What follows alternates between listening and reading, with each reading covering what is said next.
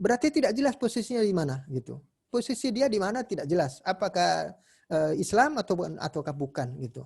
Kemudian ekonomi apalagi gitu ya. Posisi kita umat Islam dalam bidang ekonomi juga tidak jelas. Karena riba juga masih mengikuti dan sebagainya. Itu sudah jelas bahwa bukan posisi yang menguntungkan buat umat Islam. Nah, semua harus sama begitu. Kita sebagai personal, sebagai dai, sebagai seorang muslim, maka harus jelas posisi kita ada di mana gitu. Kemudian ketika menjadi ormas, komunitas, ya ormas, jamaah, partai, seperti kami dan sebagainya, maka ketika bertarung melawan al-batil dalam berbagai macam bentuknya, maka harus jelas posisi kita ada di mana, posisi kami ada di mana gitu. Itu sangat penting sekali. Nah, maka mengetahui posisi itu sangat penting. Itu yang paling pertama. Karena posisi kita kalau sudah jelas, maka kita akan bisa menentukan arah selanjutnya kemana gitu. Setelah kita ada di sini, di posisi ini, maka arah kita kemana. Sama kan misalnya kalau kita pergi ke mall misalnya, ke pasar yang besar sebagainya, maka di beberapa spot itu ada terpampang peta yang menerangkan kita ketika melihat peta itu ada di mana, posisi kita ada di mana. Itu sama bagi orang-orang yang tersesat misalnya. Dan kita sebagian umat Islam, sebagian besar malah umat Islam hari-hari ini adalah orang-orang yang tersesat di jalan gitu. Sehingga tidak tahu di mana posisinya. Orang tersesat itu ya samalah misalnya. Ketika dia tidak tahu di mana posisinya, maka dia tidak akan bisa menentukan arah yang benar untuk pulang, untuk maju, untuk apa dan sebagainya. Bagi yang sering naik gunung barangkali sudah sangat pengalaman sekali ya. Salah satunya adalah ketika kita naik gunung, maka harus taat betul dengan rambu-rambu yang ada. Menentukan kita ada di posisi di mana. Karena kalau kita tersesat di gunung, maka repot urusannya. Kita jalan misalnya, menentukan arah sendiri, arah jalan kita, yang penting kita jalan misalnya. Ketika kita tersesat, maka kemungkinan besar kita makin tersesat gitu. Nah, menentukan posisi itu yang penting. Nah, maka dari mana kita bisa tahu caranya agar kita bisa tepat dalam menentukan posisi kita. Nah, banyak. Yang pertama dari nasihat-nasihat atau arahan-arahan dari Allah Subhanahu wa taala dan dari Rasulullah Shallallahu alaihi wasallam. Kan kita sudah mengerti bahwa seringkali dibahas oleh para ustadz kita, para ulama kita, bahwa umat Islam sekarang ini di posisi mengarah ke akhir zaman. Dan arah ke akhir zaman itu adalah arah kepada ketidakjelasan posisi umat Islam. Yang disebutkan oleh Rasulullah Shallallahu Alaihi Wasallam di dalam banyak hadisnya itu adalah ketika mereka menjadi orang-orang yang dicabik-cabik oleh musuh-musuh Islam. Ada lagi beliau mengatakan bahwa umat Islam sedang menuju ke lubang biawak. Ada lagi di dalam hadis yang lain misalnya Rasulullah SAW menyebutkan pemimpin-pemimpin umat Islam sekarang adalah raja-raja atau penguasa-penguasa yang menggigit dan sebagainya, yang zalim. Nah, kita tahu semua, kita harus tahu bahwa kita ada di sana. Karena boleh jadi kan begini, misalnya kalau kita salah menentukan, oh enggak, posisi kita ini sekarang sudah sama seperti posisi umat Islam dulu ketika zaman sahabat, zaman salaf misalnya. Wah, repot urusannya kalau begitu. Ketika ada umat Islam merasa bahwa mereka sudah hidup di zaman salafun as-salih, para sahabat sebagainya. Ada lagi misalnya orang yang terjangkit dengan penyakit fatalis, itu ada. Jadi sekarang ini sudah disamakan dengan kondisi akhir zaman yang nanti kerusakan-kerusakan itu makin menggila. Jadi dia kemudian berpendapat bahwa sekarang ini sudah akhir zaman. Sudah mulai nampak dajjal dan sebagainya. Nah itu ada kan. Sampai kemudian ketika dia banyak berpendapat itu keluar dari nas-nas Al-Quran dan hadis yang telah disampaikan oleh Rasulullah SAW. Nah, baik yang merasa ada di posisi zaman lampau yang penuh dengan kebaikan, ataukah merasa ada atau sudah berada di posisi akhir zaman yang sudah ada kemunculan dajjal, itu sama-sama tidak baiknya dan sama-sama buruknya dan sama-sama berbahayanya. Misalnya, orang kalau sudah merasa bahwa dirinya ada di posisi yang dahulu, enggak, kita sekarang udah baik, kita udah bisa sholat nyaman di Indonesia kan, gitu. Kita berdakwah nyaman, kita apa nyaman. Ya berarti apa lagi yang kita perjuangkan? Enggak usahlah kita kemudian memperjuangkan lagi syariat Islam. Nah, kita sudah bersyariat ini. Dia merasa bahwa sudah berada dalam posisi umat Islam zaman keemasan dulu, zaman sahabat, tabi'in, tabi'ut tabi'in, dan yang terdahulu. Berbahayanya adalah akhirnya kemudian tidak ada lagi semangat berjuang untuk menyempurnakan Islam. Dan kita harus tahu sekarang ini Islam belum sempurna. Bukan karena Allah tidak menyempurnakan, tapi kita menegakkan Islam itu belum sempurna. Kita baru bisa sholat, zakat, puasa, paling itu aja gitu ya. Tetapi penegakan syariat yang lebih jauh, lebih dalam, kita belum bisa. Nah, ada lagi yang tadi ya, orang yang kebablasan, merasa bahwa dia sudah ada dalam posisi akhir zaman di mana sudah ada Dajjal misalnya. Maka yang terjadi adalah dia menentukan arah-arah perjuangannya, dia menentukan bagaimana menghadapi kasus-kasus, isu-isu yang berkembang pada saat ini sangat-sangat berantakan gitu. Semuanya dikaitkan dengan akhir zaman. Sampai terjadi baru-baru ini kan begitu ya. Ada ledakan nggak tahu itu di daerah Bogor pada daerah mana kemarin itu. Maka akhirnya ada banyak muncul pendapat dari orang-orang fatalis ini yang merasa bahwa sudah ada pada akhir zaman. Dia mengatakan ini adalah ledakan besar sebagaimana dalam hadis Ad-Dukhan misalnya. Jadi sampai begitu, saking fatalnya ketika berpikir, jadi seakan-akan udah nggak ada lagi yang bisa diharapkan kecuali kebaikan diri sendiri gitu. Nah akhirnya tidak berjuang juga gitu ya, akhirnya tidak berjuang juga. Nah maka menentukan posisi itu sangat penting agar kemudian kita tahu arah kemana setelah kita ada di sini ini mengarah kepada kejayaan Islam itu bagaimana itu. Nah jadi menentukan posisi. Yang kedua yang kita harus mengerti adalah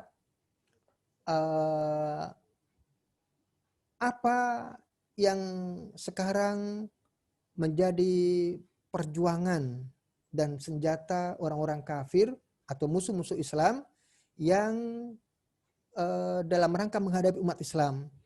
Dan ternyata ini juga kadang tidak dipahami oleh para dai dan sebagainya. Kita sebagai seorang muslim harus mengerti juga bahwa ketika kita sudah tahu posisi kita di mana, kemudian akan menentukan arah, maka pasti akan terbentur dengan strategi dan perlawanan gitu ya, strategi dan perlawanan orang-orang atau musuh-musuh Islam kepada umat Islam. Nah, kadang-kala tidak dimengerti. Contoh misalnya begini. Saya kira antum semua yang ada di kami ada atau sering mendapatkan materi tentang al-ghazwu al-fikri. Ya kan? Pasti itu. Al-ghazwu al-fikri, perang pemikiran. Coba misalnya sekarang. Musuh Islam sekarang punya senjata berat melebihi senjata nuklir dan lain sebagainya dan tidak dirasa oleh kaum muslimin bahwa mereka sedang dibidik. Tidak merasa. Dan ini sebenarnya dulu pernah disinggung oleh Rasulullah SAW bahwa nanti suatu hari di akhir zaman itu ada Dajjal itu masuk rumah gitu. Dajjal itu masuk rumah gitu. Memang ulama akhirnya berbeda pendapat ya, karena Rasulullah tidak menjelaskan apa itu Dajjal yang sampai masuk rumah itu. Maka setiap ulama pada masanya, pada setiap zamannya, mereka kemudian mencoba untuk memberikan penjelasan Dajjal masuk rumah itu apa. Maka di antara ulama zaman-zaman sekarang ada yang akhirnya mengatakan, nah Dajjal yang masuk rumah itu adalah media. Dajjal yang masuk rumah itu adalah media. Meskipun kemudian media itu memang seperti senjata dua mata pisau gitu ya. Tetapi salah satu matanya itu adalah membahayakan ketika kita tidak bisa menggunakannya. Jadi tergantung siapa yang menggunakan akhirnya ya. Digunakan mata yang mana gitu. Dan orang yang menggunakan siapa gitu. Nah ternyata menurut sebagian ulama sekarang itu mereka adalah Dajjal yang masuk rumah itu adalah media. Nah, ternyata benar kan? Gitu. Ternyata benar. Di antara macam-macam senjata berat berupa media ini, dan sebelumnya kan dulu barangkali yang pernah ikut marhala 2 yang pernah saya isi dulu.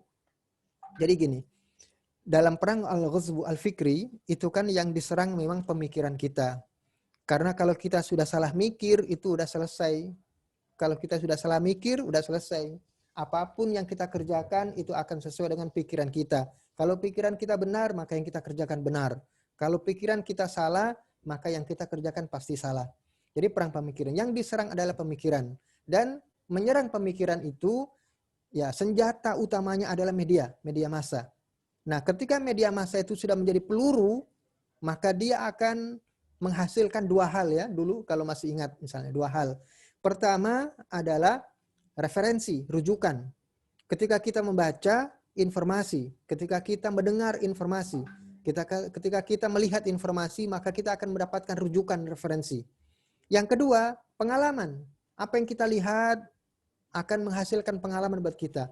Nah, pengalaman dan referensi inilah yang akhirnya membentuk perilaku kita. Membentuk perilaku kita. Sehingga perilaku kita ini tergantung dengan informasi yang kita masukkan ke dalam diri kita. Perilaku kita begitu. Nah, ya maka kita lihat misalnya perang pemikiran itu sangat dahsyat sekali ya. Sangat dahsyat sekali. Di antara bentuk media itu coba sekarang. Coba perhatikan betul. Bukan dalam rangka kita menikmati ya. Tetapi karena Masya Allah kita punya tugas yang sangat berat. Anak-anak kita, tetangga kita, kawan, saudara, sebagainya. Supaya tidak rusak. Kita harus tahu di antara bentuk atau senjata yang merusak itu apa gitu. Jangan sampai kita salah ya. Jadi misalnya kayak anak kecil misalnya. Dulu di Afghanistan, kalau antum baca sejarah perang Afghanistan itu, bagaimana biadabnya tentara Rusia ketika mereka waktu itu masih dipimpin Presiden Boris Yeltsin kalau nggak salah ya. Jadi betapa biadabnya tentara-tentara Rusia itu untuk membunuh dan membunuhi gitu ya, membunuhi umat Islam di Afghanistan. Di antaranya anak-anak kecil. Maka mereka bikin bom yang sangat menarik dikemas dalam bentuk permen. Coba, naudzubillah min dzalik. Saya lihat foto-fotonya nggak tahan gitu ya. Jadi permen itu, mereka dibagikan itu kepada anak-anak kecil. Setelah itu tidak lama ketika yang membagi itu meninggalkan tempat, maka meledaklah permen itu. Anak kecil mana tahu gitu. Anak kecil mana tahu. Yang tahunya bahwa itu adalah permen gitu kan. Tahunya itu adalah permen. Ada satu lagi misalnya. Dulu pernah dengar ya, bagaimana cara liciknya Rusia membunuh panglima Chetnya yang bernama Shamil Basayev. Bukan Shamil Basayev. Khattab ya, Al-Khattab yang orang Arab Saudi itu. Susah sekali dibunuh, akhirnya kemudian dikirimi surat yang di dalam surat itu ada serbuk yang ketika membuncah gitu ya, terhirup oleh si pembuka surat maka dia akan mati. Dan itulah yang terjadi gitu ya. Nah maka kemudian begitu kita harus mengerti bahwa perilaku kita itu akan dibentuk oleh informasi, maka jangan sampai salah informasi apa yang kita dapatkan. Nah maka misalnya begini yang tadi saya sampaikan ya, di antara bentuk senjata yang mematikan dari senjata media yang sekarang sampai ada di rumah-rumah, bahkan di ruang manapun bisa, yaitu media atau aplikasi TikTok. Coba antum cek. Baru-baru ini saya baca bahwa aplikasi yang paling yang trending ya, itu adalah TikTok yang pertama. Facebook sudah kalah, Twitter kalah, Instagram kalah dan sebagainya. TikTok. Dan coba lihat misalnya kelakuan orang-orang yang sudah terjangkit virus TikTok ini. Ada yang berjilbab? Ada. Ibu-ibu? Ada. Para pekerja? Ada. Anak-anak ada sampai kemudian balita. Itu kerusakannya luar biasa. Sampai trending begitu. Nah, itulah yang kemudian harus kita waspadai bahwa strategi orang-orang kafir itu sangat luar biasa. Itu sangat luar biasa. Jadi setelah kita tahu posisi kita di mana, posisi kita ada di bawah nih sekarang, ada di bawah dan kita sedang direbut oleh musuh-musuh Islam. Setelah itu kita harus mengerti bagaimana cara mereka merebut kita itu. Bagaimana cara mereka menyerang kita? Harus mengerti. Jangan sampai kemudian setelah tahu posisi, kemudian yang penting sudah tahu posisi kita. Kita tinggal nunggu Imam Mahdi datang gitu. Ada apa tidak yang begitu? Ada, bahkan beberapa ulama saya lihat ada berpendapat begitu. Yang penting kita bertakwa kepada Allah, sholat. Sebagaimana orang yang sudah mengasingkan dirinya uzlah, kita tinggal tunggu Imam Mahdi datang, udah selesai. Akhirnya nggak ngerjain apa-apa gitu ya. Nah, maka posisi kita sudah tahu. Yang kedua adalah kira-kira apa strategi? Karena kita sebelum memikirkan strategi sendiri harus tahu dulu gitu kan? Karena kita ada di bawah gitu. Ada sedang kalah. Makanya kita harus tahu dulu nih supaya tidak terserang kembali gitu, terserang kembali. Maka strategi apa yang dipakai oleh musuh Islam? Yang pasti sekarang ini adalah al-ghazwu al-fikri. Itu yang pasti sekarang. Nah, maka di antara al-ghazwu al-fikri itu adalah media massa. Bagaimana kita kemudian misalnya menghadapi ternyata banyak umat Islam yang tertarik dengan media massa. Nah, dari situ kita mulai bikin strategi ya yang semampu kita, misalnya bikin video-video pendek sebagai alternatif gitu ya, sebagai alternatif. Jangan kemudian bikin alternatif tapi TikTok syar'i misalnya gitu ya. TikTok syar'i ya nanti hilang syar'inya jadi TikTok lagi gitu kan, jadi TikTok lagi gitu. Jadi begitu. Nah, kemudian setelah itu sebentar.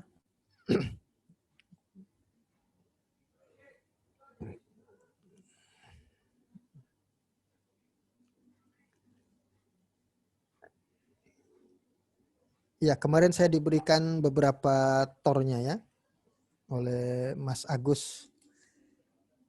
Ya. Nah, maka kemudian itu yang pertama, yang kedua. Kemudian sekarang menentukan bagaimana strategi kita. Bagaimana strategi kita. Jadi media massa itu sekarang sudah menguasai politik. Jadi politik itu sebenarnya akhirnya berkuasa juga karena senjata mereka sangat canggih. Ya, misalnya bagaimana orang bisa naik ke ke kekuasaan itu juga tidak lepas dari media massa. Hampir semua media massa besar di Indonesia ini miliknya adalah musuh-musuh Islam. Kenapa? Karena dengan begitulah dia akan bisa menguasai pikiran dan perilaku pemilih sehingga bisa mengarahkan kepada mereka. Kemudian ekonomi juga sama melalui media massa. Misalnya begini, antum bagi yang perhatian sekali gitu ya. Dulu waktu sebelum pandemi itu kan saya juga sering naik komuter lain, kereta. Itu iklan tentang riba itu sudah Masya Allah gitu ya. Masya Allah, kan ada yang namanya kayak televisi digital itu iklannya riba, tentang tabungan, tentang apa ya, waktu itu saya lupa nama tabungannya apa gitu ya. Itu sudah biasa. Tiap saat orang lihat dan orang mendengar. Kira-kira apa yang terjadi? Yang terjadi adalah tertanam dalam dirinya bahwa dia harus bisa nyaman sebagaimana seperti yang di iklan. Transaksi nyaman, apa nyaman, nabung aman, belanja nyaman, sebagainya. Gitu. Akhirnya dia pakailah aplikasi itu atau mungkin sistem itu yang sudah pasti riba gitu ya. Nah, sehingga ekonomi pun senjatanya adalah media massa. Kemudian pendidikan, Masya Allah. Baru-baru ini ramai tentang pendidikan, yang masalah konten porno, yang masalah konten kemusyrikan dan sebagainya, itu terjadi baru-baru ini di masa pandemi kemarin itu ya. Gitu. Belum lagi misalnya anak-anak sekarang harus aktif di depan layar gitu. Bahwa sebelum pendidikan menggunakan layar saja, itu anak-anak sudah banyak dikeluhkan oleh orang tuanya, mereka kebanyakan pegang layar, main HP, main game. Sekarang game masih main, tambah lagi dengan Zoom gitu. Masya Allah, nggak karu-karuan gitu. Nah, jadi memang perang media massa luar biasa. Nah, bagaimana sekarang kemudian kita menentukan itu? Kita harus ngaca, itu yang penting. Karena apa? ketika kita sudah tahu posisi, ya bagus. Kemudian kita sudah tahu bahwa strategi musuh-musuh Islam itu kita sudah mengerti, ya bagus. Yang ketiga misalnya, nah yang ketiga adalah menentukan gerak kita. Tetapi belum bagus dan mungkin akan menjadi buruk kalau gerak kita nggak ada cerminan dan keteladanan. Dari mana? Mungkin orang bikin sendiri gitu. Orang bikin sendiri. Nah, itu yang berbahaya juga gitu. Kalau bikin sendiri itu atas arahan dan sesuai dengan aturan dari Allah dan Rasulnya, maka bagus gitu. Tetapi kalau tidak, maka akan menyimpang. Itulah yang dulu pernah seorang ulama membuat satu kaidah begini. Ar-raddu 'alal inhiraf qad yuaddi ila inhirafin akhar. Bahwa counter kita terhadap satu penyimpangan itu boleh jadi akan menjatuhkan kita dalam penyimpangan yang lain. Nah, salah satu contoh misalnya begini. Kan orang-orang Syiah itu seringkali mengagungkan Ali bin Abi Thalib gitu ya. Ali begini, sampai mereka ngarang-ngarang. Ali itu adalah salah satu di tafsir Al-Burhan milik mereka, itu adalah Rabbus samawati wal ard. Ali itu adalah penguasa bumi dan langit gitu. Penguasa langit dan bumi. Nah, itu kan salah berarti. Nah, perlu dikanter. Ketika ada seorang muslim mengkanter kebablasan, memang Ali siapa gitu. Memang Ali siapa? Nah, akhirnya merendahkan Ali. Gara-gara apa? Gara-gara dia ingin memberikan kanter terhadap kesesatan orang terkait dengan Ali. Nah, sama. Kita ingin mengkanter TikTok. Ternyata kita bikin TikTok syar'i misalnya. Ya sama aja jadinya gitu. TikTok syar'i bagaimana? TikTok itu isinya joget semua. Jadi ada nggak joget syar'i misalnya? Kan nggak ada akhirnya. Jadi apa yang kita isi gitu. Makanya ketika kita mencoba untuk memberikan perlawanan, counter, gerakan dan sebagainya, maka harus sesuai dengan arahan. Pasti arahan. Kan banyaknya orang begini ya, yang menjadi kesalahan begini. Kan sekarang kita sudah beda zaman. Masa iya kita kemudian ketika bergerak harus sama dengan dulu di zaman sahabat, zaman tabi'in, tabi'ut tabi'in, para khulafa yang dahulu misalnya. Boleh jadi yang zaman lampau itu gerakannya sudah usang gitu, sudah usang. Maka kita harus berikan gerakan baru. Yang dulu kan misalnya sudah arah lama gitu ya, sekarang harus kita bikin arah baru gitu. Sama kayak begitu istilahnya gitu ya. Nah, maka ini harus penting kita ketahui bahwa ketika kita sudah tahu menentukan arah kita, maka arah itu harus sesuai dengan syariat. Gitu, harus dengan syariat. Nah, dari mana kita mengaca itu? Kita harus banyak-banyak mengaca kepada kehidupan para pahlawan Islam dan juga kaum muslimin di masa-masa keemasan mereka. Nah, misalnya kita membaca sejarah, maka akan sampailah misalnya kisah bagaimana umat itu sebelum kedatangan Rasulullah Sallallahu Alaihi Wasallam. Ya, kita semua harus perlu membaca sejarah ya, karena Al-Quran itu seperti itu. Kata para ulama, 2/3 Al-Quran itu isinya adalah cerita. Tetapi bukan berarti Al-Quran itu adalah kitab dongeng. Tapi kenapa Allah banyak bercerita begitu? Karena kita ini memang butuh cermin. Cermin itu yang cocok dengan kehidupan kita gitu. Nah, kehidupan kita coba lihat dengan kehidupan orang dahulu. Jadi kalau misalnya dari awal gitu ya, penciptaan Nabi Adam, sudah ada konflik, itu kan Masya Allah ya, sudah ada konflik dengan iblis. Baru diciptakan, sudah ada konflik, kalah lagi dia. Jatuh karena godaan setan, godaan iblis. Nah, ketika jatuh itu apa pelajarannya? Kan kita juga sama. Kita digoda apa tidak misalnya? Dalam berjuang, dalam bergerak misalnya, mungkin kita bicara kami misalnya, apa iya kami tidak pernah tergoda dan digoda untuk ikut arah mana, afiliasi mana, kemudian gerakan apa yang lain sebagainya? Pasti ada, suatu saat pasti ada gitu kan, entah personal, entah komunitasnya itu. Nah, ketika ada godaan-godaan begitu, serangan-serangan begitu, maka ingatlah dulu bahwa Adam itu akhirnya jatuh juga meskipun dia sangat-sangat dekat dengan Allah Subhanahu wa taala, baik dekat secara hati maupun dekat secara tempat gitu. Kita ini boleh jadi dua-duanya enggak, hati enggak dekat dengan Allah, tempat juga sudah jauh dari Allah kita di dunia. Nah, kalau dulu Adam itu dua-duanya masih dapat. Secara fisik dekat karena tinggal di surga gitu kan. Kemudian secara hati iya. Jadi kita ini sekarang yang tinggal satu-satunya adalah hati. Jangan juga ketika kita sudah jatuh ke bumi, kemudian hati juga entah kemana gitu. Nah, dulu Adam begitu. Makanya menghadapi serangan-serangan itu kita harus mengerti bahwa setan itu senantiasa menyerang kita dan bagaimana cara kita menghadapinya, maka hadapilah dengan apa yang disampaikan oleh Allah Subhanahu wa taala bahwa kita harus senantiasa tersambung dengan Allah. Bagaimana sih tersambung dengan Allah? Itu juga penting, itu juga strategi ya. Bagaimana sebuah komunitas, kami misalnya, bahwa organisasi ini senantiasa tersambung dengan Allah itu bagaimana? Apakah harus menjadi organisasi sufi misalnya? Bukan begitu, itu orang salah mikir, salah persepsi bahwa orang yang ketersambungannya dengan Allah itu sangat kuat, belum tentu itu sufi, tapi boleh jadi juga pedagang gitu kan, boleh jadi juga dai, boleh jadi juga apa sebagainya. Yang penting adalah ketersambungan itu, yang dimaksud dengan ketersambungan dengan Allah itu adalah bahwa akhirnya apa yang dia lakukan, misalnya kami sekarang, apa yang dilakukan dari program-program kami itu, semuanya itu adalah cerminan dari nilai tauhid itu. Ya karena memang Allah memerintahkan begitu. Memerintahkan kita bergerak, berdakwah, memperbaiki orang, memperbaiki manusia, dan sebagainya. Itulah nilai-nilai tauhid yang kemudian kita implementasikan gitu. Sehingga kemudian itu sudah pasti berarti dia nyambung dengan Allah Subhanahu wa taala. Nah, dulu Adam itu ketika digoda oleh iblis, meskipun tempatnya itu dekat dengan Allah Subhanahu wa taala, tapi waktu itu hatinya lepas gitu. Hatinya lepas gitu. Nah, akhirnya ketika hati lepas itu dia melakukan suatu pekerjaan yang di luar dari nilai tauhid gitu kan. Mengikuti ajakan setan, ya berarti lepas dari nilai tauhid. Akhirnya apa yang dikerjakan? Yang dikerjakan adalah maksiat kepada Allah Subhanahu wa taala. Ya, maka begitu.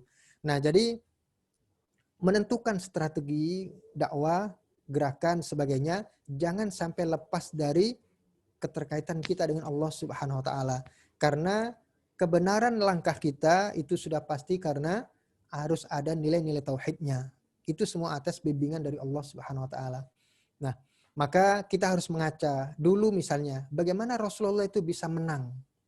Gitu kan? Bisa menang. Bahkan ketika datang pertama kali di Madinah, itu sudah menang beliau, sudah menang. Pertama lolos. Ketika sudah di Madinah, ternyata beliau tidak sendirian. Gitu kan? Tidak sendirian. Di sana beliau bertemu dengan kaum muslimin yang datang dari muhajirin, ketemu lagi di sana, ditambah lagi dengan orang-orang Ansor. Tetapi di sana juga ada orang Yahudi. Di sana juga masih ada orang kafir musyrik. Di sana juga masih ada orang Nasrani. Ternyata mereka bisa disatukan oleh Rasulullah dalam satu perjanjian. Itu sudah kemenangan total itu sebenarnya. Menjadikan mereka bersatu terikat dalam satu perjanjian. Ya meskipun pada akhirnya ada di antara mereka yang menyalahi janji itu. Meskipun dan kemudian diperangi oleh Rasulullah Sallallahu Alaihi Wasallam. Tapi itu sudah kemenangan besar gitu. Jadi ternyata itulah yang dilakukan oleh Rasulullah saat itu ketika dalam kondisi terjepit sebagaimana kita sekarang. Jadi kita harus banyak-banyak juga bersinergi gitu. Bersinergi. Jangan bertengkar terus misalnya. Apalagi Masya Allah ya, kita kalau sebutkan pertengkaran umat Islam nggak kelar-kelar gitu. Bersinergi. Nah, bersinergi antar umat Islam sendiri dan juga dalam rangka mewujudkan kemaslahatan umum, maka kita juga harus bersinergi juga dengan orang-orang meskipun kafir sekalipun, tetapi dia juga punya prinsip kemaslahatan. Itulah yang dilakukan oleh Rasulullah di dua kejadian. Pertama, ketika beliau masih usia 20 tahun, maka beliau pernah bergabung karena diajak bergabung oleh orang-orang kafir yang mulia, yaitu Hilful Fudul. Kalau antum baca Sirah Nabawiyah itu di bab setelah perang Fujjar, ya. Di awal-awal itu ada namanya kejadian Hilfu al-Fudul, yaitu ada orang-orang mulia saat itu yang tidak suka kezaliman, walaupun mereka kafir musyrik, tapi tidak suka dengan kezaliman, maka mereka kemudian membuat satu komunitas, yang komunitas itu isinya adalah orang-orang yang ingin menghilangkan kezaliman. Rasulullah diundang dan beliau ikut gitu. Nah, kemudian yang kedua adalah ketika di Piagam Madinah itu yang tadi saya ceritakan. Rasulullah akhirnya bagaimana merangkul semua orang yang muslimnya dan non-muslimnya agar nanti kemaslahatan bersama itu tercapai, yaitu apa? Ketika ada serangan dari luar, dari Quraisy misalnya, dari Mekah. Nah, kemaslahatan bersama itu kan tidak hanya buat muslim, tetapi mereka yang ada di Madinah, Yahudinya, Nasraninya, kalau sudah ada serangan kan mereka merugi juga. Maka mereka harus bikin satu kesatuan gitu. Nah, kita juga sama begitu. Maka boleh jadi akhirnya kita bekerja sama barangkali ya dengan orang kafir. Tetapi dengan syarat bahwa memang yang kita angkat dan mereka angkat itu sama, yaitu kemaslahatan atau menolak madarat. Nah, selain itu maka dilarang di dalam syariat. Nah, inilah batasan-batasannya yang kadang kita tidak mengerti atau beberapa orang tidak mengerti. Kenapa? Karena tidak tahu posisinya di mana gitu. Posisinya di mana. Akhirnya ketika bikin gerakan masih menyesuaikan dengan bukan hanya sekadar menyesuaikan tapi mengikuti gitu ya, taklid gitu, mengikuti dengan arahan atau sistem orang-orang kafir dan sebagainya. Ketika bikin bank ya masih sama juga, bank konvensional misalnya. Ketika bikin koperasi sama juga modelnya begitu gitu. Nah, jadi kita harus mengaca. Rasulullah SAW itu ketika kita baca sejarahnya banyak mengajarkan kepada kita untuk menentukan arah gerakan kita. Karena Rasulullah itu adalah masa-masa di mana beliau terkepung dengan musuh-musuhnya. Selesai dari orang kafir Quraisy, ternyata kan masih ada Romawi, sehingga pecahlah perang Tabuk kan begitu sama Rasulullah. Kemudian masih ada nanti serangan dari Persia dan sebagainya. Jadi itu ya yang kita harus tahu, bahwa menentukan strategi itu harus sesuai dengan arahan Rasulullah Sallallahu Alaihi Wasallam. Karena ketika kita tidak menentukan sesuai dengan arahan dari syariat, maka akhirnya gagasan kita, gerak kita, langkah kita, strategi kita itu tidak jauh beda dengan orang-orang kafir. Kan misalnya ada kita mendengar gagasan Barat tentang tata dunia baru yang kemarin dicetuskan oleh George Bush Junior itu ya, gitu. Tata dunia baru itu. Ternyata tata dunia baru yang menurut dia, gitu kan, Amerika itu sebagai polisi dunia gitu, yang mengatur segala macam aturan di muka bumi ini. Dan ternyata kita Indonesia juga terkena itu. Kita ini nggak bisa gerak sama sekali dengan apa maunya Amerika kan gitu. Nggak bisa gerak sama sekali. Kemudian kalau kita tidak sesuai dengan aturan itu, maka atau juga misalnya gagasan orang-orang Barat dalam bidang ekonomi, dalam bidang politik, dalam bidang sosial budaya dan sebagainya, kalau kita tidak punya nilai tersendiri yang mengacu kepada syariat, maka kita akan sama gitu ya, tidak jauh beda dengan mereka. Cuman bedanya di label saja. Ada misalnya Bank Mandiri, ada Bank Syariah Mandiri gitu ya. Tapi mungkin ada beberapanya yang ada kemaslahatan, tapi masih ada samanya gitu ya, karena induknya juga sama. Itu hanya permisalan ya, bukan satu-satunya contoh gitu. Permisalan saja bahwa seperti tadi yang saya sampaikan, ketika ada TikTok, maka jangan bikin TikTok syar'i dan sebagainya. Nah, kemudian gagasan Barat itu sebenarnya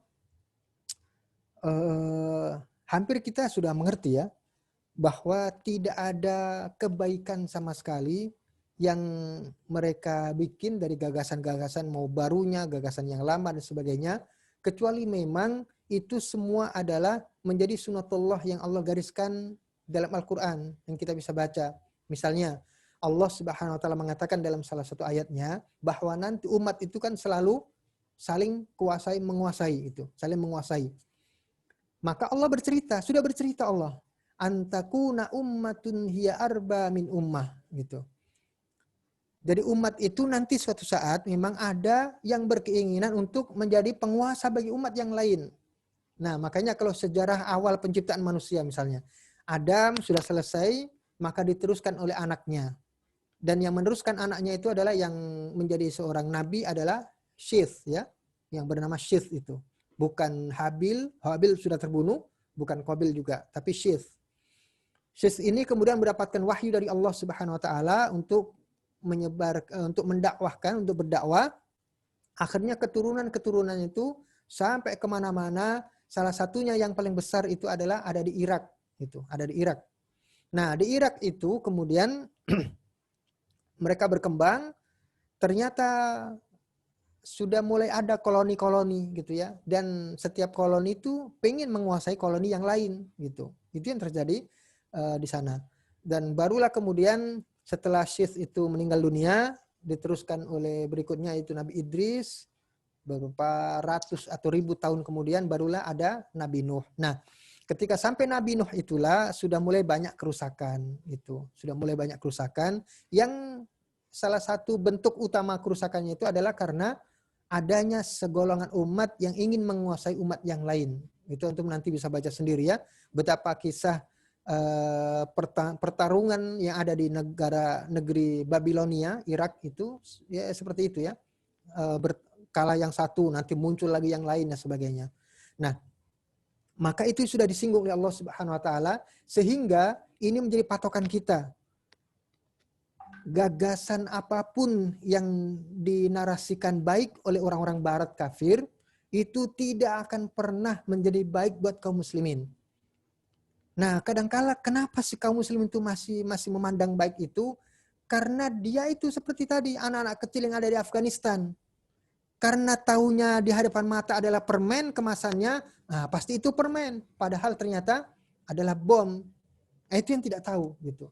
Makanya semua gagasan-gagasan yang disampaikan oleh orang-orang barat, politik, ekonomi, sosial, budaya, pendidikan, sebagainya, itu tidak akan pernah menjadi maslahat buat Islam. Karena kalau misalnya katakanlah ternyata benar mereka itu ada maslahatnya, berarti itu sama saja dengan menempatkan Allah itu sebagai pendusta. Na'udzubillah min dzalik. Kenapa? Ya Allah mengatakan innad dina indallahi al-Islam. Kemudian al-yauma akmaltu lakum dinakum wa atmamtu alaikum ni'mati wa raditu lakum al-Islam madina. Semua itu menjadi menguap saja. Kenapa? Karena ternyata ada gagasan yang maslahat juga selain syariatnya Allah Subhanahu wa taala. Makanya tidak pernah itu. Dan itu penegasannya bahwa semua yang datang dari orang kafir itu ditegaskan kembali oleh Allah di dalam surah Ali Imran ayat 118. Itu sudah tegas sekali bahwa ya ayyuhalladzina amanu la tattakhidhu bitanatan min dunikum la ya'lunakum khabala waddu ma anittum. Salah satunya yang ditegaskan oleh Allah bahwa orang-orang kafir itu ketika melakukan sesuatu, strategi, gagasan, gerakan sebagainya, maka sebenarnya adalah waddu ma anittum. Mereka itu sangat suka kalau kalian kaum muslimin sengsara. Sengsara. Makanya coba misalnya katakanlah sekarang ada ya kita sedikit menyinggung-nyinggung dikit ya, tidak apa-apa karena memang itulah problem kita gitu. Demokrasi itu kan sistem yang sistem demokrasi yang dicetuskan oleh orang-orang barat sebagai pengganti apapun hukum yang berlaku di dunia. Maka mereka ganti dengan hukum sendiri namanya demokrasi itu, sistem demokrasi itu. Nah, ada nggak yang akhirnya kemudian terbawa dengan arus demokrasi itu dari kaum muslimin? Ada kan gitu. Bahkan pemikir, bahkan mungkin kiainya atau mungkin pemimpinnya dan sebagainya terbawa dengan arus itu. Sehingga seakan-akan bahwa kita ini bisa loh berdamai dengan orang-orang kafir itu. Menciptakan satu tatanan bersama itu bisa. Harus kita capai itu. Itu mustahil gitu. Karena itu tadi ya, kalau misalnya kita bisa bersatu dengan orang kafir menjadi satu tatanan yang saling menguntungkan, saling menghargai, saling menghormati, maka itu adalah sama saja dengan Allah berkata dusta di dalam ayat-ayat Al-Quran. Jadi tidak ada yang namanya gagasan, pemikiran, strategi yang datang dari orang kafir itu kemudian memberikan maslahat secara umum kepada umat Islam, itu tidak ada. Umat Islam sudah punya aturan sendiri yang akan memberikan maslahat kepada mereka, yaitu syariat Allah Subhanahu wa taala. Jadi ternyata ada orang itu yang terbuai dengan nikmatnya berdemokrasi dan sebagainya. Itu ada gitu ya. Dan itu tidak akan mungkin terjadi. Karena pada dasarnya itu tadi ya, di surah Ali Imran ayat 118 Allah sangat tegas. Di antaranya Allah sampaikan adalah waddu ma'anittum. Mereka orang-orang kafir itu tidak akan bukan tidak akan. Mereka orang-orang kafir itu akan sangat suka dengan kita dalam kondisi sengsara, kalah, menderita dan sebagainya. Dalam bidang apapun, politik, ekonomi, sosial dan sebagainya. Nah, jadi ikhwan fillah insyaallah sama-sama dimuliakan oleh Allah Subhanahu wa taala. Jadi ini sampai jam berapa masih?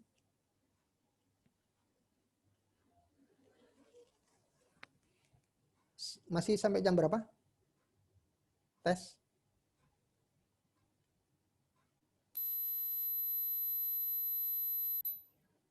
Halo?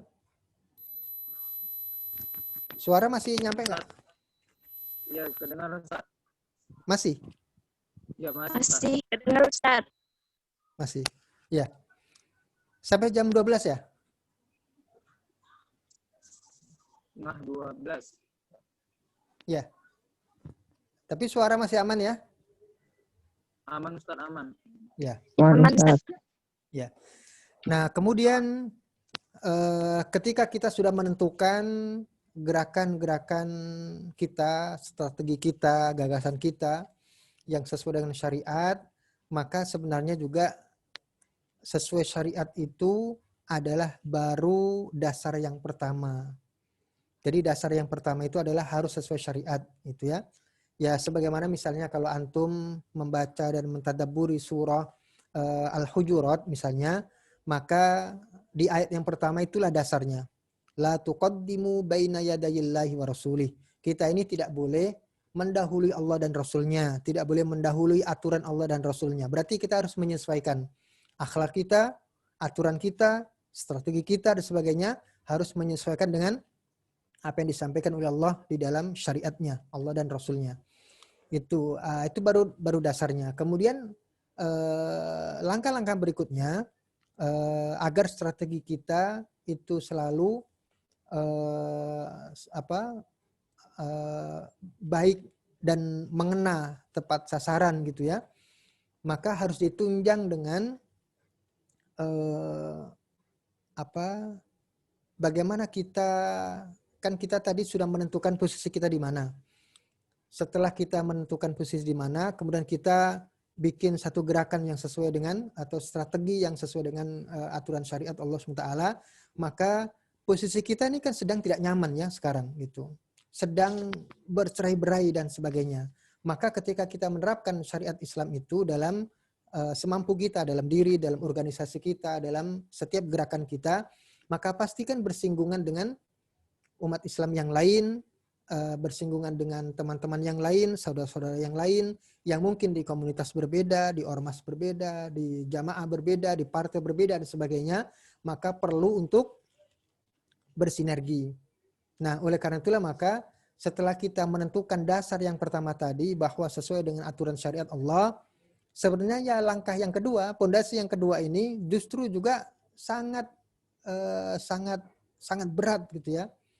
Karena bersinergi itu sangat berat gitu.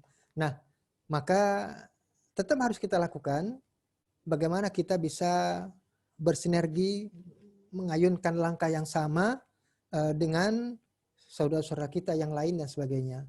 Tapi kan masya Allah ya, ya antum sudah tahu bersamalah ya bagaimana kondisi-kondisi umat Islam di luar maupun di dalam negeri kita, mereka sedang dalam posisi saling bertengkar gitu, dan ini tidak menguntungkan gitu ya. Karena misalnya apa gunanya kan akhirnya, apa gunanya ketika kita sudah meletakkan dasar-dasar strategi kita itu sesuai dengan aturan syariat, tetapi ternyata kita tidak bisa bekerja sama dengan orang lain gitu.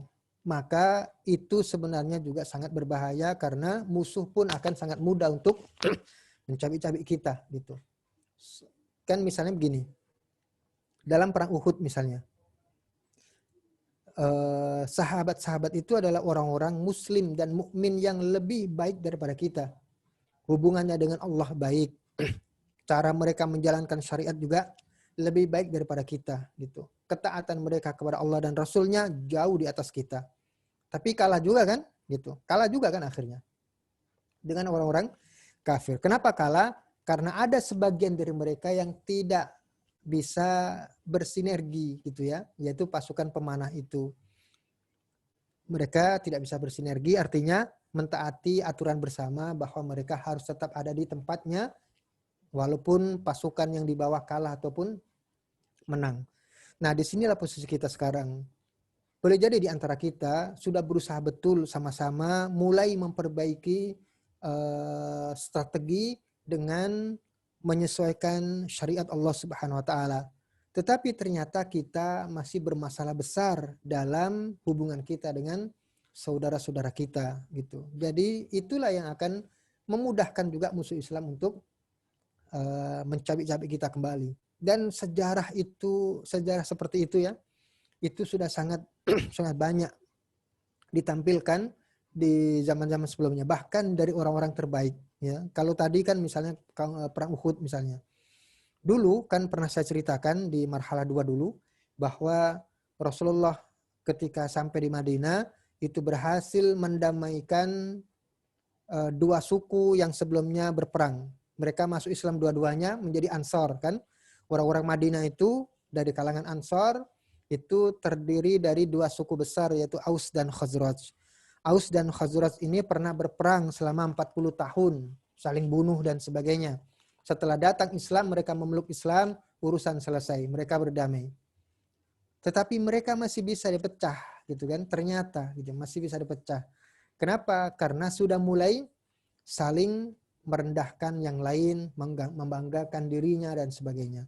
Jadi tidak bisa sinergi itu adalah karena penyakit kita ini meremehkan orang lain dan membanggakan diri sendiri. Itulah yang akhirnya membuat kita gampang untuk dikalahkan oleh musuh-musuh kita. Nah, jadi ikhwan dan akhwat fillah insyaallah sama-sama dimuliakan oleh Allah. Jadi barangkali itu yang bisa Ana sampaikan ya.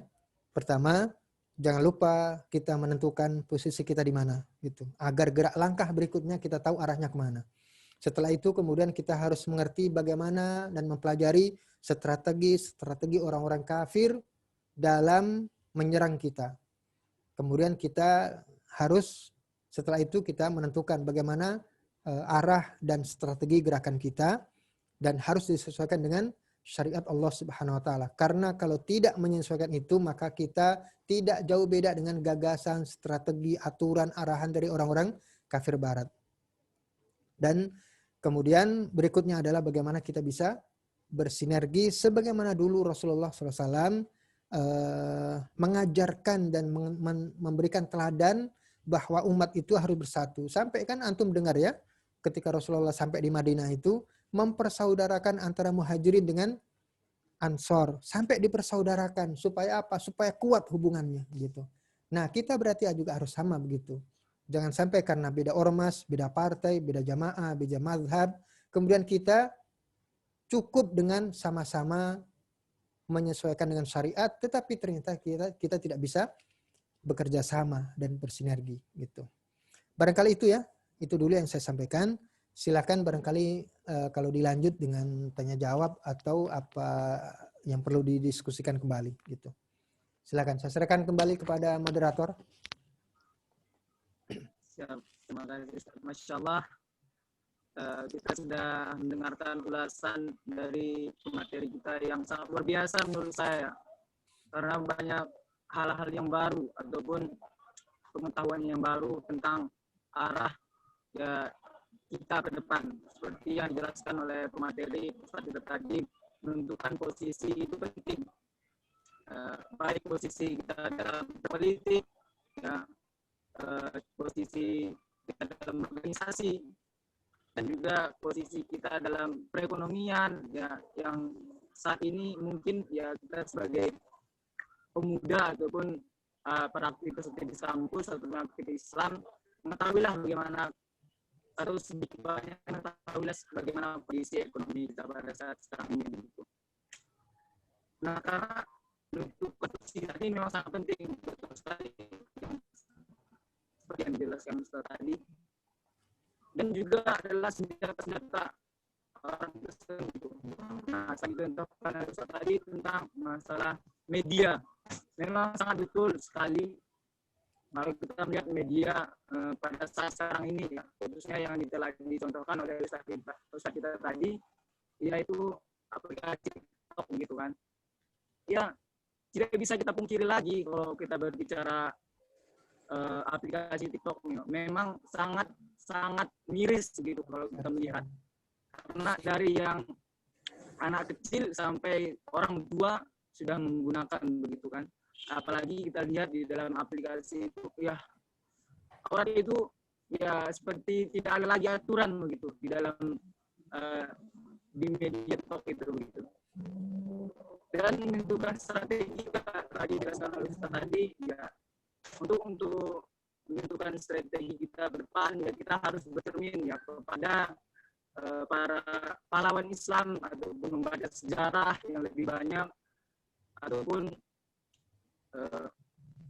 berdiskusi dengan orang-orang yang lebih tahu gitu, agar arah strategi kita menuju syariat yang lebih jelas gitu. Mungkin itu yang bisa saya angkat sebagai moderator yang telah disampaikan oleh pemateri kita yang sangat luar biasa pada saat siang hari ini.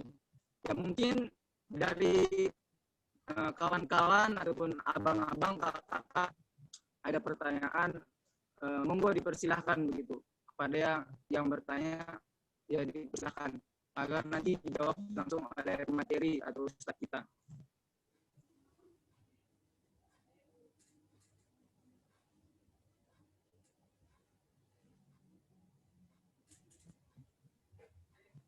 Ada yang bertanya kira-kira?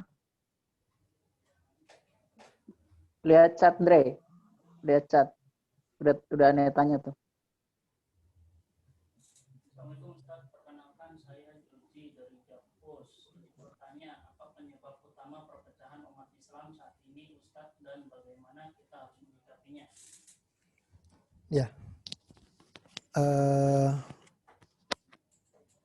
Ada pertanyaan masuk. Jadi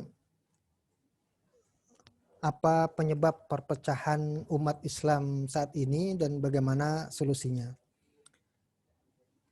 Sebenarnya kalau kita lihat dan kita baca ketika kita interaksi dengan Al-Quran, maka sudah sangat jelas sekali. Jadi kenapa misalnya perpecahan pertama siapa? Qabil dengan Habil, ya kan? Itu perpecahan pertama gitu dari umat Islam. Qabil dan Habil. Sebabnya apa? Sebabnya adalah iri dengki. Jadi mereka sama-sama berkurban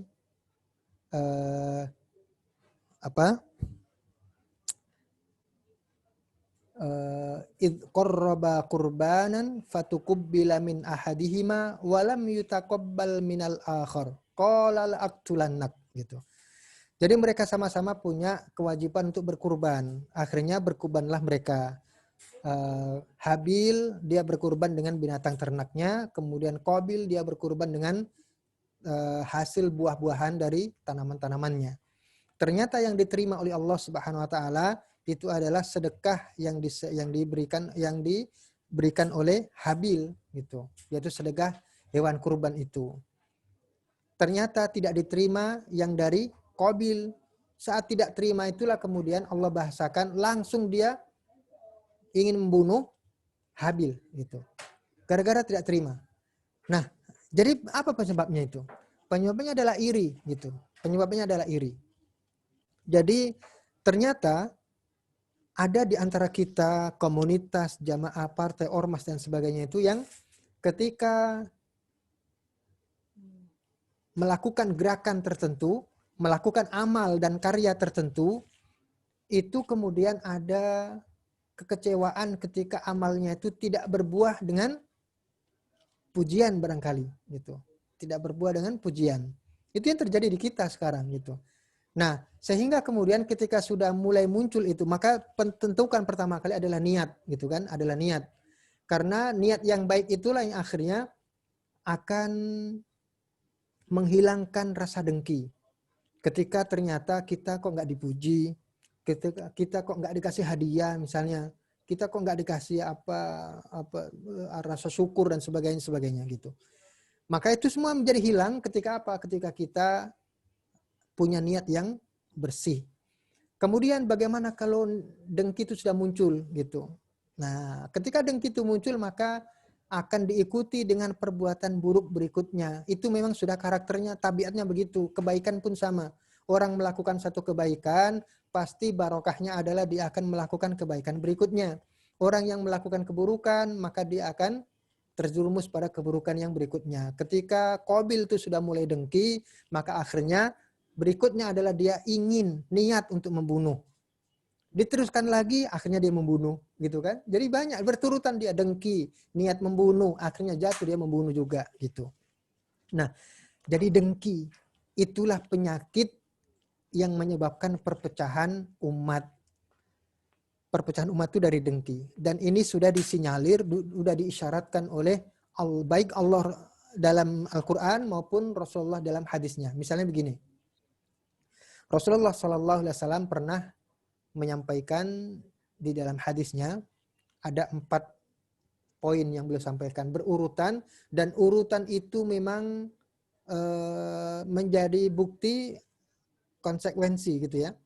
Kalau sudah yang satu pasti nanti yang kedua, kalau sudah kedua nanti yang ketiga, begitu seterusnya sampai ke-4. Jadi pertama kata Rasulullah adalah karena kita ini berjamaah, umat Islam itu diharuskan menjadi ummatan wahidatan, menjadi umat yang satu, pasti kan bertemu dengan yang lain. Komunitas yang satu, kami bertemu dengan apa misalnya yang lain? Kamu. Atau kita, gitu ya. Kami dengan yang lain, partai dengan yang partai lainnya, ormas yang satu, nah ormas yang lainnya. Kenapa? Karena mereka bersatu, gitu kan. Nah, karena bertemu dengan banyak orang itulah, akhirnya kata Rasulullah SAW, nasihat pertama, la tabaghadu. Jangan kalian saling benci. Itu yang pertama. Kenapa kita dilarang saling benci? Wajar. Kita bawa diri kita, tabiat kita berbeda dengan tabiat orang. Chemistry kita beda dengan chemistry orang. Karakter kita, watak kita berbeda dengan orang. Latar belakang kita, bahasa kita berbeda dengan orang yang ada di sekeliling kita. Sehingga semua itu suatu saat memicu ketidaknyamanan, gitu kan? Ketidaknyamanan. Perilaku yang dari suku apa, dari daerah apa, dari bahasa apa, sebagainya beda dengan kita, misalnya. Akhirnya memicu suatu masalah. Dari masalah itulah kemudian kita membenci apa tidak nih akhirnya, marah apa tidak akhirnya. Itu paling dasar ya. Karena kita nggak bisa lepas dari orang lain gitu. Ya kita sendiri, antum misalnya di kami. Tadi disebutkan dari Sumbar, kemudian dari Kalimantan, dari Kuningan, dari Jakarta. Kan bawa perbedaan masing-masing kan, bahasa, karakter, adat istiadat dan sebagainya. Ketika berkumpul, nyata ada perbedaan itu bisa memicu pertengkaran, memicu masalah gitu. Nah, ketika ada masalah itu bagaimana sikap kita? Marah, benci apa tidak? Nah, makanya dari awal masalah itu sudah pasti ada karena kita beda-beda. Makanya jangan sampai kemudian muncul yang pertama kali itu, yaitu benci. Maka kata Rasulullah, wala la tabaghadu. Jangan kalian saling membenci. Bagaimana kalau sudah muncul kebencian? Nah, pasti mengarah kepada yang kedua gitu. Yaitu apa? Orang kalau sudah benci, pasti dia akan dengki. Itu sudah pasti. Orang yang kita benci tadi, pasti segala tindak tanduknya, perilakunya, tingkah lakunya menimbulkan kedengkian buat kita gitu. Karena apa? Karena kita sudah benci dia gitu. Itu yang kedua. Ada nggak kemudian perpecahan umat itu karena benci? Banyak. Karena dengki? Iya. Karena sudah benci maka perpecahan umat itu juga karena kedengkian yang ada. Ormas satu dengki dengan ormas yang lain. Partai yang satu dengki dengan partai yang lain. Begitu seterusnya. Komunitas satu dengki dengan komunitas yang lain. Bagaimana kalau sudah dengki? Dia akan meningkat. Kalau dia tidak segera hentikan. Apa? Wala tadabaru. Jangan kalian saling membelakangi. Orang kalau kita, jadi misalnya begini. Karena sudah benci, kemudian sudah dengki, maka ketika bertemu dalam kancah, dalam lingkungan, dalam apa, bertemu, maka akhirnya saling tadabaru, saling membelakangi. Kalau yang dibenci itu jalannya ke sana, maka saya ke sini. Kalau yang saya benci itu menjadi oposisi, maka saya enggak gitu. Kan begitu ya? Kalau misalnya yang saya benci itu mendukung si A, berarti saya harus mendukung yang B gitu. Biar tidak sama. Kenapa? Karena saya sudah benci, karena saya sudah dengki, makanya harus saling berlawanan terus gitu. Itu yang terjadi kan? Antum bisa lebih lagi menggambarkannya. Yang keempat adalah la tabaghadu wala tahasadu wala tadabaru wala taqata'u, dan jangan kalian saling memutus. Itulah yang terjadi sekarang gitu. Sudah sampai pada tahap yang keempat sehingga kemudian banyak komunitas memutus hubungan dengan komunitas yang lain. Tidak ada lagi sinergi. Ormas memutus dengan ormas yang lain, partai memutus dengan partai yang lain dan sebagainya. Sehingga tidak ada lagi sinergi. Jadi itulah penyebabnya. Benci karena tidak bisa memanage yang baik tentang perbedaan-perbedaan yang ada, sehingga kemudian timbul rasa dengki, kemudian saling berbeda, saling membelakangi, dan kemudian terakhir pasti putus. Pasti putus. Nah, bagaimana solusinya? Ya, solusinya itu semua bermula dari penyakit ada dalam hati, yaitu kebencian itu. Itulah yang kita harus hilangkan dulu, sebagaimana kalau antum membaca dalam surah Al-Hujurat, maka di situ Allah berbicara tentang satu persoalan besar yang menyebabkan orang-orang itu tidak bisa berjamaah dengan baik, yaitu ada rasa kebencian. Kebencian itu pasti akan melekat di kita. Tinggal kemudian kita tampilkan, kita keluarkan itu tidak, gitu ya. Itu sudah kelemahan kita. Kita ada potensi benci, iya, gitu ya. Tapi apakah kemudian potensi itu kita keluarkan? Itulah persoalannya. Karena apa? Karena itu tadi ya, bahwa kita itu pasti ketika berjamaah, antum sendiri yang dari berbagai macam daerah, kemudian nanti bertemu dengan ormas lain dan sebagainya, sudah pasti ya. Sudah pasti akan menyebabkan masalah, tinggal akhirnya itu menjadi harus kita benci apa tidak gitu. Apakah setiap masalah kemudian harus kita munculkan rasa benci kita atau tidak gitu. Jadi itu persoalannya ya. Jadi pertama penyebabnya adalah rasa benci yang bisa berlanjut. Kemudian yang solusinya adalah ya sudah, perbedaan itu sudah sunatullah, maka jangan sampai kemudian setiap perbedaan itu menjadikan kita benci gitu. Itu pertanyaan kalau dari Ahjoji kalau nggak salah ya tadi. Boleh bertanya lagi Ustadz? Ya silakan. Dari mana? Saya Rizal Maulana Ustadz dari Tangerang Selatan. Tangerang Selatan. Ya, mohon izin tanya Ustadz. Tadi Ustadz sedikit menyebut nama Syamil Basaib. Saya sedikit tidak ngeh tadi apa yang Ustadz sampaikan. Sedikit berbicara sejarah, bolehkah Ustadz ceritakan siapakah Syamil Basaib ini Ustadz? Terima kasih Ustadz. Sebenarnya tadi salah sebut ya, adalah komandan yang sebelumnya, yaitu Al-Khattab. Kalau Al-Khattab itu orang Saudi, sedangkan kemudian Basayev itu adalah panglima setelahnya yang orang asli Chechnya. Jadi tadi saya sedikit menyinggung itu karena ada kenyataan umat Islam itu tidak bisa mengenali senjata yang dibuat oleh orang-orang kafir. Gitu. Jadi Khattab itu kan kemudian terbunuh karena surat yang mengandung serbuk yang ketika tercium maka menjadi racun gitu. Serbuk racun itu akhirnya meninggal dunia. Nah, kalau sejarahnya agak panjang itu ya. Kalau kita berbicara siapa Khattab, kemudian dilanjutkan dengan Syamil Basayev dan sebagainya gitu. Barangkali itu ya. Ceritanya panjang gitu. Baik, karena terima kasih Tad. Ya. Ada lagi barangkali siapa?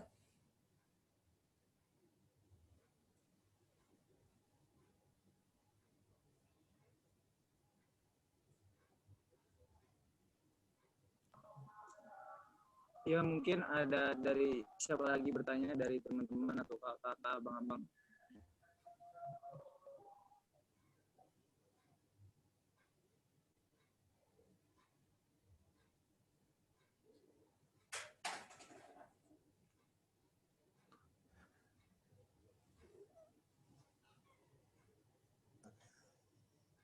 cukup barangkali ya. Ada lagi?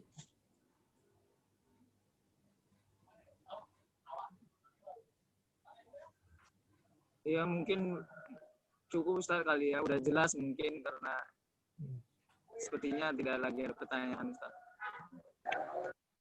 Ya, baiklah ikhwan dan akhwat sekalian yang insyaallah sama-sama dimuliakan oleh Allah Subhanahu wa taala. Mudah-mudahan pertemuan kita kali ini adalah pertemuan yang diberikan kasih sayang oleh Allah Subhanahu wa taala, menjadikan jam'an marhuma, yaitu pertemuan yang diberikan kasih sayang oleh Allah Subhanahu wa taala, dan juga setelah kita nanti berpisah, mudah-mudahan perpisahan kita adalah menjadi perpisahan yang tafarruqan ma'sumah.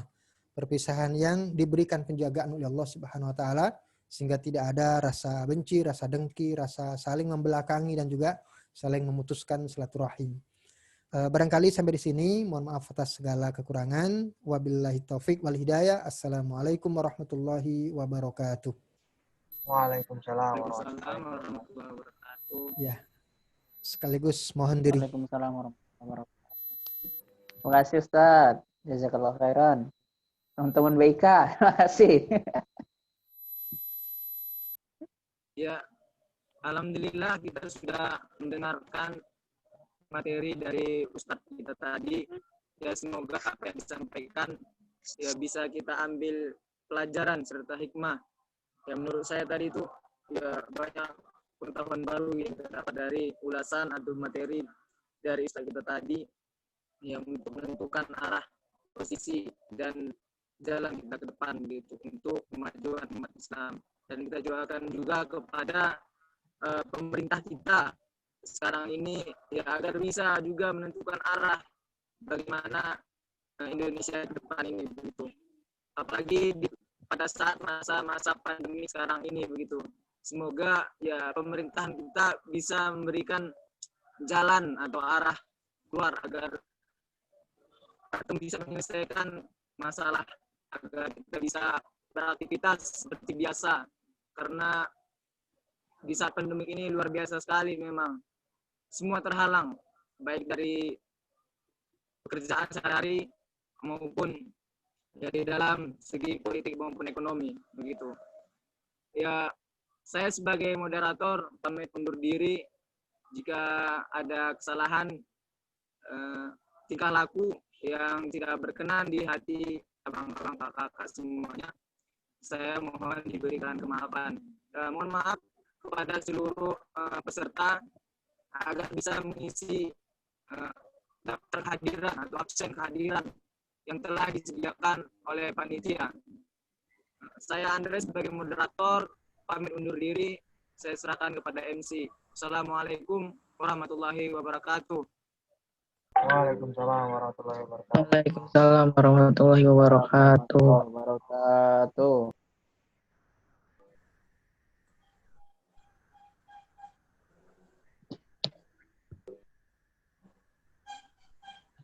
Ya, terima kasih kepada Ustadz Fairuz yang telah memberikan kita banyak sekali ilmu gitu ya tentang keislaman, dan juga terima kasih kepada Andre Albima yang telah memoderatori pemateri pada hari ini gitu ya.